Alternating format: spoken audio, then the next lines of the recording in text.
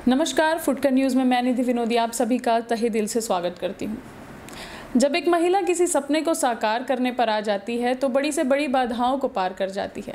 आज हमारे साथ एक ऐसी सशक्त महिला है जिसने न सिर्फ अपने सपने को आगे बढ़ाया बल्कि अपने पिताजी के सपने को साकार करने के लिए अपना जीवन लगा दिया। आज आपकी मुलाकात कराते हैं अपना दल की राष्ट्रीय अध्यक्ष और पूर्व केंद्रीय स्वास्थ्य मंत्री अनुप्रिया पटेल जी से।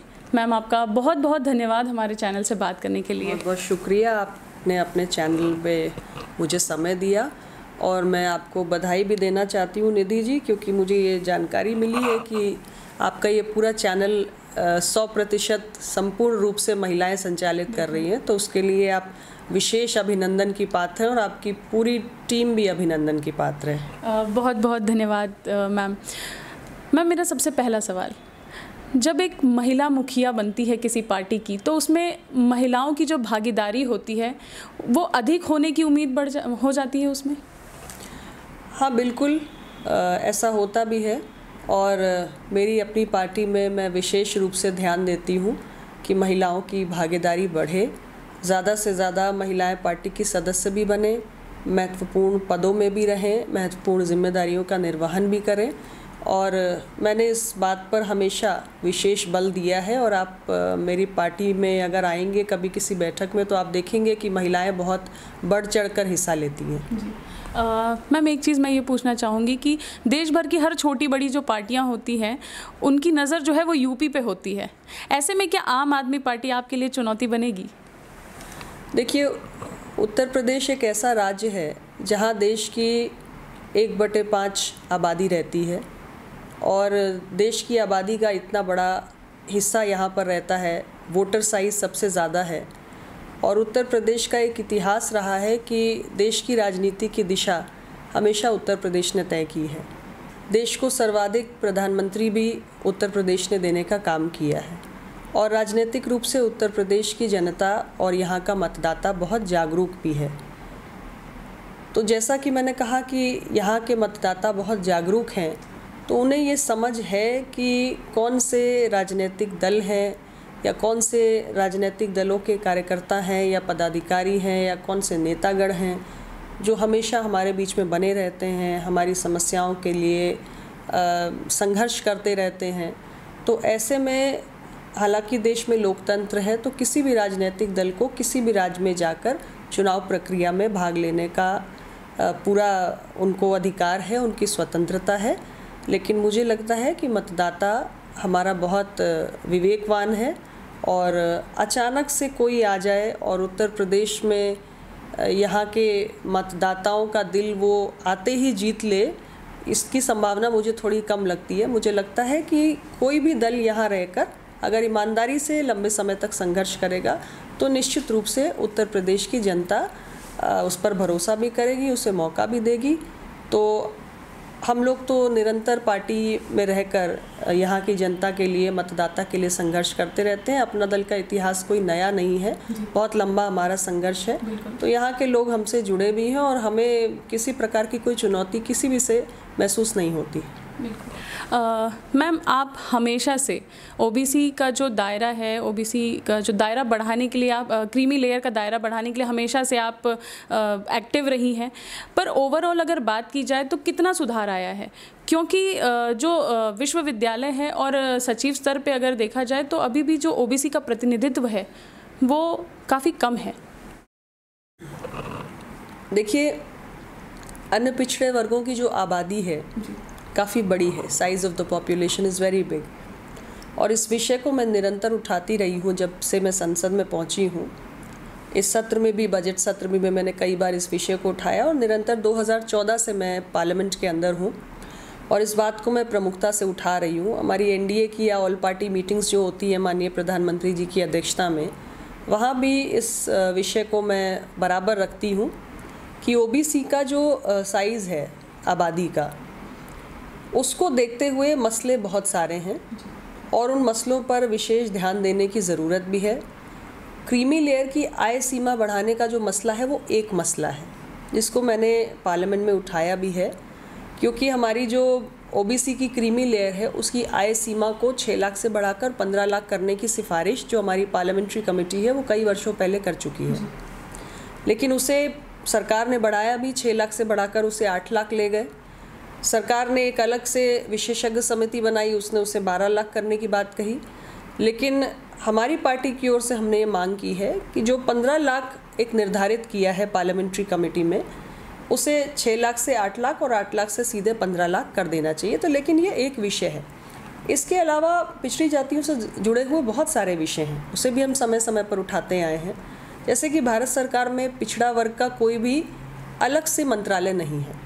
Social justice and empowerment ministry के अंदर एक डिपार्टमेंट के रूप में ओबीसी के हितों से जुड़े हुए विषयों को देखा जाता है, लेकिन इस मंत्रालय के पास तो बहुत सारा काम है।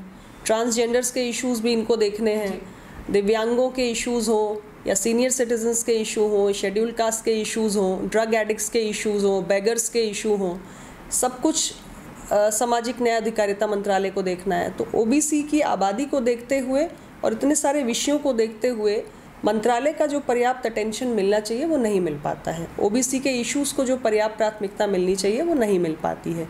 तो हम एक सेपरेट मिनिस्ट्री फॉर ओबीसी की मांग लगातार करते हैं।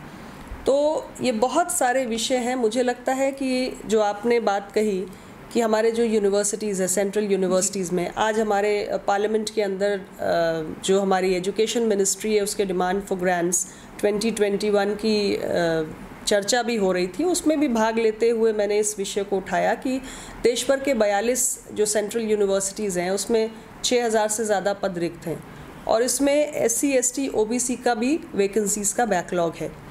तो मेरा ये मानना है कि अगर हम एक अलग मंत्रालय क्रिएट कर देते हैं तो अन्य पिछड़ा वर्ग से जुड़े हुए जो तमाम विषय हैं टाइम टू टाइम जो आते रहते हैं उनको एक फोकस्ड अटेंशन गवर्नमेंट का मिल सकता है। तो it's a long way to go, अभी बहुत दूर हमें जाना है, लेकिन प्रयास करते रहना चाहिए। कुछ बदलाव, कुछ परिवर्तन बेहतरी के लिए होते रहना चाहिए, ऐसा मेरा मानना है। मैम, यूपी में पिछड़ा वर्ग के एक मजबूत नेता के तौर पर आपकी पहचान बन रही है, तो ऐसे में क्या जो अन्य दल है उनके लिए भी ये चुनौती के रूप में देखा जा सकता है? देखिए, पहली बात तो आप मुझे केवल पिछड़े वर्ग तक सीमित क्यों कर रही हैं? मैं तो ये कहती हूँ कि मेरी पार्टी जो है वो सबकी पार्टी है और विशेष तौर से अटेंशन की ज़रूरत होती है कमज़ोर वर्गों को। दलित है, पिछड़े हैं, जो हाशिए पर पड़ा हुआ समाज है। तो जो कमज़ोर है उसके लिए हर राजनीतिक दल संघर्ष करता है, कोई भी पार्टी कहेगी हम संघर्ष कर रहे हैं। तो हमारे जो पिछड़ा वर्ग के लोग हैं या हमारे आदिवासी समाज के लोग हैं या अनुसूचित जाति के लोग हैं, सभी के लिए हमारी पार्टी संघर्ष कर रही है। और अगर हमारी पार्टी किसी को चुनौती नज़र आती तो मुझे तो लगता है शुभ संकेत है। क्या बात है। मैम, अगर ओबीसी आरक्षण की बात करी जाए तो 7 राज्यों में लागू नहीं है और लगभग 12 राज्यों में 27% लागू है, पर वो भी पूरी तरह से लोग उसका इस्तेमाल नहीं कर पाते, लोगों को आरक्षण नहीं मिल पाता है। बस केंद्रीय मंडल कमीशन से लेकर अब तक किसी भी सरकार ने आरक्षण पे कोई खास काम नहीं किया है, गंभीरता से नहीं लिया है। क्या ओबीसी में दो मत हैं?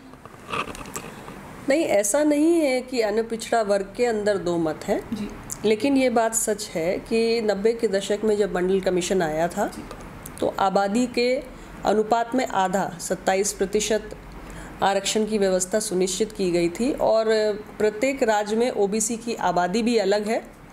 लेकिन ये सच है कि जितना लागू होना चाहिए उतना नहीं है। जैसे हमारे सामने एक उदाहरण मध्य प्रदेश का है, वहाँ पे केवल इतने वर्षों से 14% ही लागू है। तो ऐसा कई राज्यों में कमोबेश स्थिति है और ये ऐसे विषय हैं जिन पर निरंतर काम करने की ज़रूरत है, निरंतर इनको फोकस में लाने की आवश्यकता है।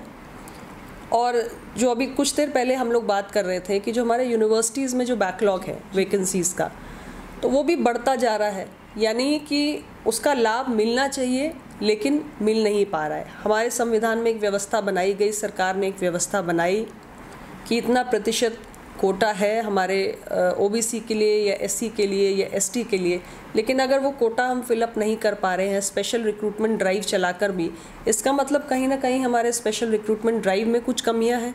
तो क्या कमियां हैं उसको हमें ध्यान देने की आवश्यकता है। मैम 2022 के चुनाव आने वाले हैं, उन चुनाव को लेकर आपकी पार्टी की क्या तैयारियां चल रही हैं? पार्टी की तैयारियां ज़ोरों शोरों पे हैं और संगठन में बहुत बारीकियों पर ध्यान दिया जा रहा है। उत्तर प्रदेश के अंदर हर मंडल, हर ज़िले के अंदर हमारी कोशिश है, हमारे ज़िला स्तर पे प्रभारी बना दिए गए हैं जो राष्ट्रीय और प्रदेश स्तर के नेता हैं, और उनके मार्गदर्शन में, उनके नेतृत्व में पूरा संगठन जो ज़िले का है बूथ स्तर तक खड़ा करने के लिए हम काम कर रहे हैं। हर स्तर की कमेटी, चाहे हमारी बूथ से लेकर सेक्टर, जोन, विधानसभा और उसके ऊपर की कमेटियां हों, उनको तैयार किया जा रहा है। विधानसभा चुनाव 2022 से ठीक पहले पंचायत चुनाव भी आप जानते हैं और हमारे पार्टी कार्यकर्ताओं में बहुत उत्साह भी है। लोकल चुनाव है, छोटे छोटे कार्यकर्ता लड़ना चाहते हैं, तो कार्यकर्ताओं का उत्साह देखकर समझ में आता है कि संगठन के प्रति जो एक समर्पण भाव होना चाहिए वो नज़र आ रहा है और मुझे पूरी उम्मीद है कि 2022 में हम बहुत मजबूत स्थिति में उत्तर प्रदेश के अंदर नज़र आएंगे। बहुत बहुत धन्यवाद मैम। तो आज हमने आपकी मुलाकात करवाई अपना दल की राष्ट्रीय अध्यक्ष अनुप्रिया पटेल जी से, जिन्होंने बताया कि किस तरह से वो अपनी पार्टी को लेकर आगे बढ़ रही हैं। उनके पार्टी के कार्यकर्ता बहुत ही उत्साह के साथ आगे बढ़ रहे हैं। ऐसे ही अन्य हस्तियों से आपकी मुलाकात करवाएंगे। आप हमारे चैनल पर जुड़े रहिए, हमारे साथ लाइक, शेयर, सब्सक्राइब करें और बेल आइकन दबाना ना भूलें। नमस्कार।